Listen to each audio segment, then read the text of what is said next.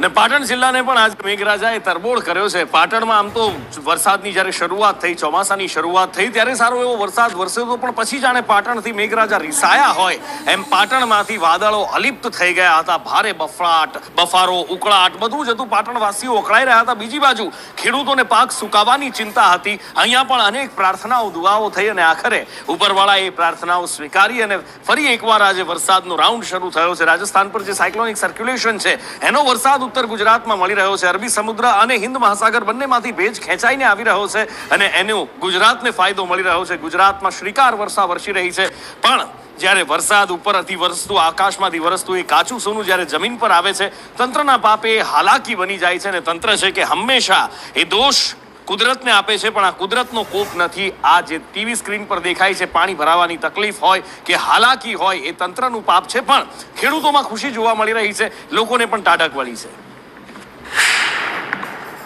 જિલ્લામાં લાંબા વિરામ બાદ ફરી એક વખત વહેલી સવારથી જ મેઘ મહેર થતી જોવા મળી રહી છે। પર દ્રશ્યો બતાવવા માંગીશ કે પાટણ શહેરમાં જે રીતે અત્યાર સુધી અડધા ઇંચથી વધુ વરસાદ વરસ્યો છે, અને વરસાદ વરસતાની સાથે જ પાટણનું પ્રથમ રેલવે જે ગન્નાળું છે ત્યાં ગાડી પાણી ભરાય છે। દ્રશ્યો જોઈ શકાય છે કે જે સાયકલ ચાલક અહીંથી પસાર થઈ રહ્યો છે તેની સાયકલ આખી પાણીની અંદર ડૂબાઈ જાય એ રીતના દ્રશ્યો જોવા મળી જાય। એટલે કહી શકાય કે સમગ્ર જિલ્લાની અંદર અત્યારે અવિરત વરસાદ, ધીમી ધારે વરસાદ વરસી રહ્યો છે। અને બીજી બાજુના દ્રશ્યો બતાવવા માંગીશ કે જે રીતે રેલવે પ્રથમ ગન્નાળું પાણીની અંદર ગરકાવ થયું છે, અહીંથી પસાર થતા જે લોકો છે તેઓને પારાવાર મુશ્કેલીનો સામનો કરવાનો વારો આવ્યો છે। કહી શકાય કે પ્રથમ રેલવે જે ગન્નાળું છે તે સામાન્ય વરસાદ વરસે છે અને આ જ પરિસ્થિતિ જોવા મળી રહી છે। બીજી બાજુ જિલ્લાની અંદર વરસાદની વાત કરવા જઈએ તો સાંતલપુરમાં 1 કલાકમાં 1 ઇંચ વરસાદ, રાધનપુરમાં 1 કલાકમાં 1 ઇંચ વરસાદ, શંખેશ્વરમાં 1.5 કલાકમાં 1 ઇંચથી વધુ વરસાદ વરસ્યો છે। એટલે કહી શકાય કે સમગ્ર જિલ્લાની અંદર અત્યારે અવિરત વરસાદ વરસી રહ્યો છે અને આ વરસાદ ખેડૂતો માટે કાચા સોના સમાન વરસાદ છે। કારણ કે જે રીતે ખેડૂતો દ્વારા 1,40,000 જમીનમાં જે વાવેતર કર્યું હતું,